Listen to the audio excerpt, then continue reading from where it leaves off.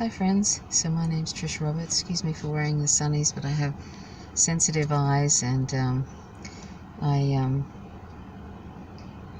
rather wear them than be squinting and blinking. So I just wanted to say there's another couple of days before Australia has the results of that awful bigoted postal survey. They call it a vote on whether LGBTIQ folks can get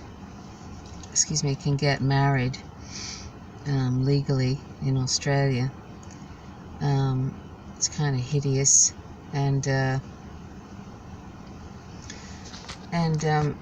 there's been lots and lots of bigotry since the beginning of this, a couple of months of bigotry, because the Christian lobby group has been doing its best to make hay while the sun shines and have plenty of homophobic content, ads, etc. I've tried not to pay attention, but my partner has been paying attention, and it's been pretty hideous. And so I'll be glad when it's over. Of course, there's been some stupid politicians that have been doing their best to sort of get on that, to express their homophobia. And some really awful things have been said, really awful. In fact, there was this New Zealand pastor who was moved to Australia. He's moved to Brisbane, and he said something to the effect of, I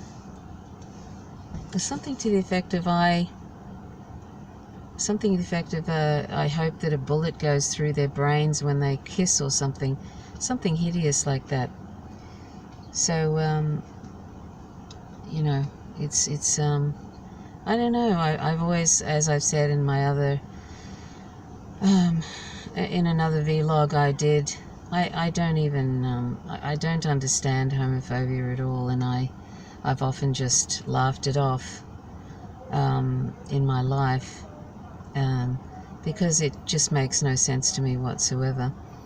And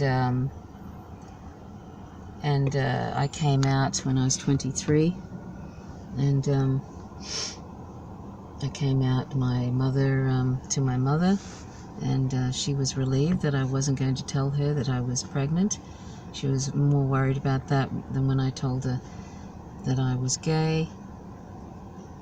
And she said that I should see a psychiatrist or a priest. Well, to make her happy, I saw a psychiatrist who promptly stood and looked out the window, as I was talking to him.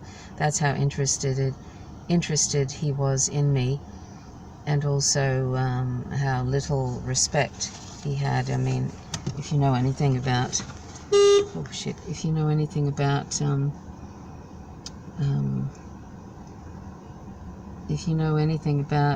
sort of therapy, you know that you shouldn't be standing looking out the window when someone is talking to you. So anyway, that was my coming out at 23. That was 1983. And I've experienced my share of homophobia, including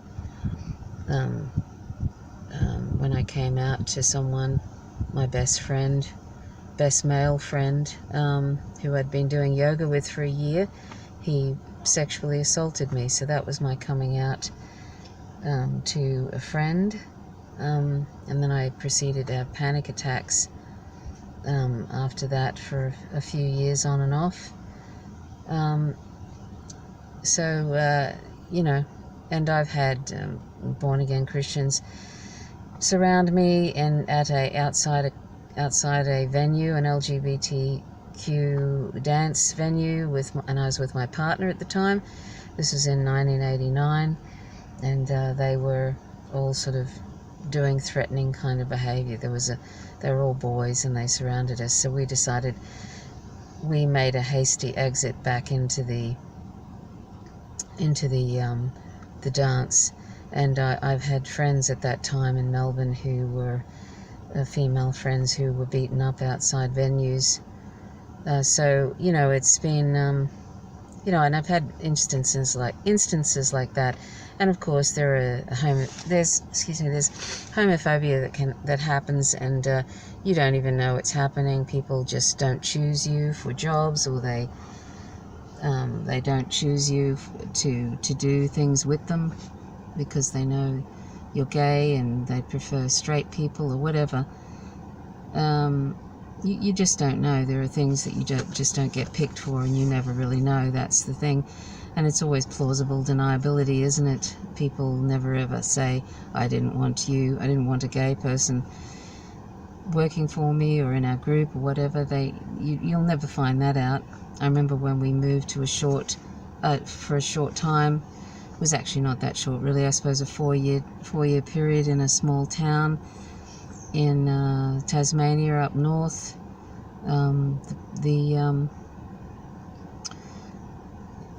The post office person, this guy, he said he was upset about something, and he said, "Oh, you two don't belong here." Now that could be plausible deniability. He could have meant a bunch of things, but we knew what he meant. Anyway, there's that sort of thing. So fortunately down south in Tasmania, it's we've never had really any overt problems with anybody, but this whole recent marriage equality postal survey, which is not compulsory, and there's been surveys going missing and all sorts of things. It's made me have to deal with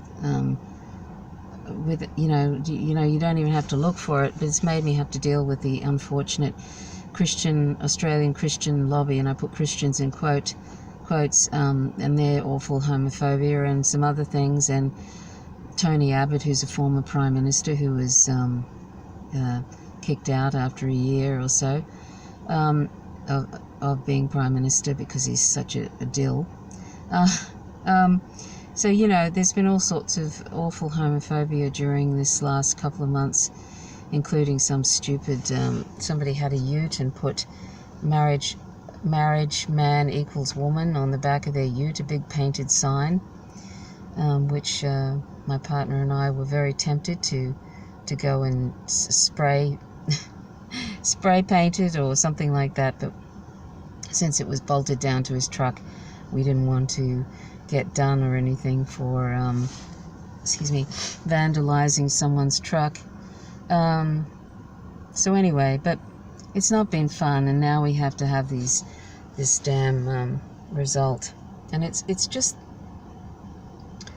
the whole thing is humiliating. You shouldn't have a majority deciding the rights of a minority group. It just disgusts me that I had to fill out a form saying, do you feel that,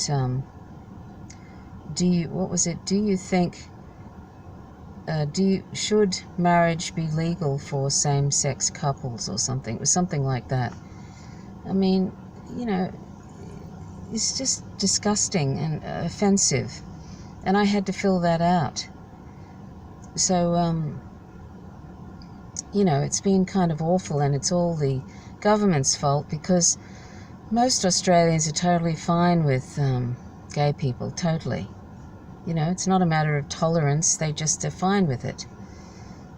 So the stupid government, and the homophobes there, they organised this stupid non-compulsory, bigoted, what they call a vote, but really it's just a survey. They're responsible for this, and the Australian Labor Party has been dragging their feet. They're equally as responsible, but now they're trying to make out like they're some sort of marriage equality supporters and all LGBT friendly, and they've been dragging their feet, and they even have a member in their party who's Senator Penny Wong. She's publicly out lesbian, and they've been dragging their feet, and she's got a family. I mean, It's just disgusting. I don't know when Australia became so backward. The politicians here are just backwards, so backwards, and have no moral courage whatsoever. I don't know who they're trying to please. I guess they want to keep in the Conservative vote, so they have to look like they're not supportive of these issues. But how pathetic is that? Anyway, that's really all I wanted to say. I'm just I'll be glad when this is over in a couple of days, but I also find the whole thing offensive and disgusting. And I also, I know it's not going to stop from there, because it's actually raised the awful head of homophobia with some people and encouraged people to be that way just by the very nature of asking people that question. It shouldn't be a question, and as I said, the rights of the minority should not be decided by the majority. Anyway, but that's how it is, and so I've actually been negatively affected in my emotional state, having to have this going on in the background for the last couple of months, and I'll be glad when it's finished. But still, it's kind of it doesn't make me feel good, and I think a lot of LGBTIQ people have not felt good about this at all, and there's been a lot more depression happening, and I have to say that I've been feeling an exacerbation of my already existing depression that I've had since I was 15 or probably before, and it's been exacerbated by this whole thing. So I will be glad when it's all over, but it's raised some homophobia in people that is going to take a while to go away, and people have been making hay while the sun shines with the hatred. And there will be children that will be negatively affected, and there could be suicides from it too, so it's a disgusting thing. Anyway, my name's Trish Roberts. You're watching Faint Signals from Vega. Till next time, bye for now.